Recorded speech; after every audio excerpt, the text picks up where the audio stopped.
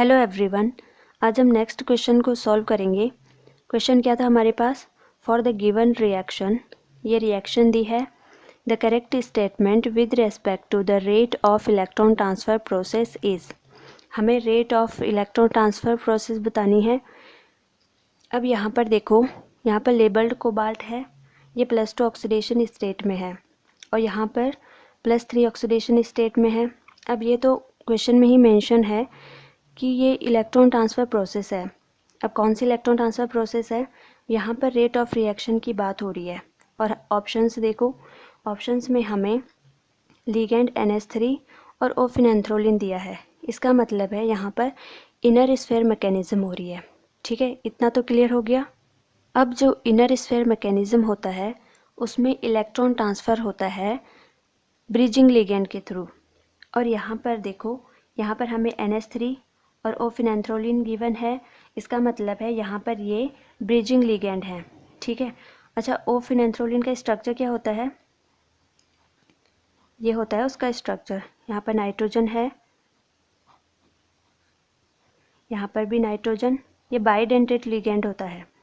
ठीक है, ये हो गया। यह है फिनेंथ्रोलिन, यहाँ पर नाइट्रोजन के पास एक लोन पेयर है और यहाँ पर भी, तो ये होता है बाइडेंटेट और यहाँ पर होता है मेटल। इसलिए उन्होंने यहाँ पर N=3 दिया है क्योंकि ये बाइडेंटेट होता है। और जो NH3 होता है वो मोनोडेंटेट लिगेंड होता है। ठीक है, अब ये तो हो गया।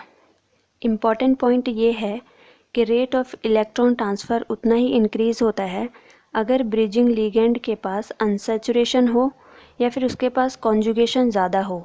ठीक है, और जो ब्रिजिंग लिगेंड होता है उसके पास एटलीस्ट 2 लोन पेयर तो होने ही चाहिए, अदरवाइज़ रिएक्शन नहीं होगी। वो ब्रिजिंग लिगेंड होगा ही नहीं।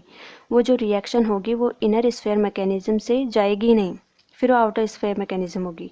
ठीक है, तो यहाँ पर देखो, यहाँ पर क्या है? NH3 है। NH3 के पास क्या होता है? एक लोन पेयर। और जो एक लोन पेयर था NH3 के पास वो ऑलरेडी किसको दे चुका है? कोबाल्ट को। अब तो उसके पास है नहीं दूसरा। अगर उसके पास लोन पेयर नहीं है तो वो ब्रिजिंग लिगेंड कैसे बनाएगा? वो फिर दूसरा जो यहाँ पर है कोबाल्ट, उसके साथ ब्रिजिंग नहीं कर सकता। अब नाइट्रोजन के पास एक भी लोन पेयर नहीं है। एक लोन पेयर था वो तो उसने दे दिया। अब दूसरा लोन पेयर नहीं है उसके पास कि वो दूसरे कोबाल्ट के साथ बॉन्ड बना सके। इसलिए NH3 कभी भी एज अ ब्रिजिंग लिगेंड होता ही नहीं है। और यहाँ पर ऐसा तो ऑप्शन है नहीं कि ब्रिजिंग लिगेंड नहीं होता है। यहाँ पर केवल स्लो और फास्ट की बात हुई है। तो हम ये बोल सकते हैं कि जो NH3 है उसका रेट ना स्लो होगा। ठीक है, अब यहाँ पर ओफिनेंथ्रोलिन दिया है। ओफिनेंथ्रोलिन में मैंने अभी कहा कि जितना कॉन्जुगेशन ज़्यादा होगा ब्रिजिंग लिगेंड में उतना ही उसका रेट फास्ट होता है। उसके अकॉर्डिंग जो ओफिनेंथ्रोलिन है उसका रेट फास्ट होगा इलेक्ट्रॉन ट्रांसफ़र का। अब ऑप्शन देखते हैं। फास्ट इलेक्ट्रॉन ट्रांसफ़र और लिगेंड है NH3, ये तो होगा नहीं क्योंकि फास्ट तो होता ही नहीं है। सेकेंड ऑप्शन है, ये तो नहीं होगा। सेकेंड ऑप्शन क्या है? स्लो इलेक्ट्रॉन ट्रांसफ़र और लिगेंड क्या दिया है? ओफिनेंथ्रोलिन। स्लो तो होता ही नहीं है, ये तो फास्ट होता है। ओफिनेंथ्रोलिन के साथ तो फास्ट रिएक्शन होगी। अब थर्ड है वेरी स्लो इलेक्ट्रॉन ट्रांसफ़र और लिगेंड क्या है? NH3। बिल्कुल सही है, करेक्ट आंसर है। फोर्थ ऑप्शन में क्या है? Very slow electron transfer. यहाँ पर तो ऐसा होता नहीं है। ओफिनेंथ्रोलिन में तो वेरी फास्ट होती है, इसलिए ये वाला ऑप्शन भी नहीं होगा।